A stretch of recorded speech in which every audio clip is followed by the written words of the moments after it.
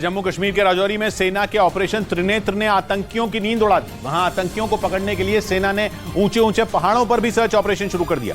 इसके साथ ही स्थानीय लोगों पर भी सेना की पैनी नजर है।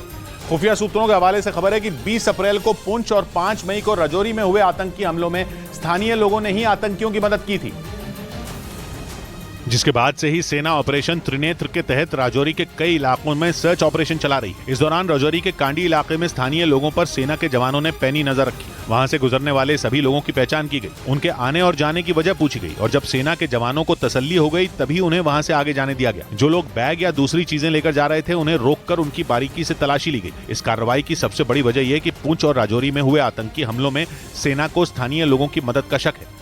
और इसी बीच खुफिया सूत्रों के हवाले से खबर है कि राजौरी में हुए आतंकी हमले में पाकिस्तानी सेना की BAT यानी बॉर्डर एक्शन टीम का हाथ था।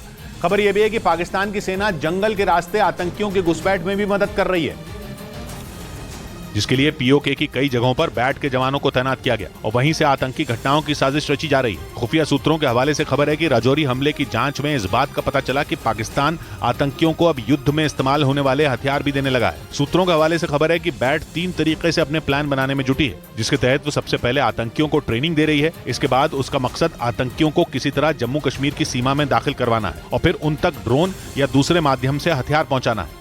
और इसके साथ ही खुफिया सूत्रों के हवाले से खबर है कि आतंकी अब जंगलों और सुरंगों के बजाय खाली पड़े कच्चे घरों का सहारा लेने में जुटे हैं, जिसका मतलब है कि आतंकियों ने अब अपने छिपने का तरीका बदल दिया है और अब वो खानाबदोश लोगों के घरों को अपना ठिकाना बनाने में लगे हैं। राजौरी में इसी तरह के एक इलाके में न्यूज़ 18 की टीम पहुंची जो 4000 फीट की ऊंचाई पर बसा है। कच्चे घरों में भी घुसकर कुछ दिन रहते हैं, वहां पर खाते हैं, प्लानिंग्स करते हैं और फिर वो घात लगाकर हमला करते हैं।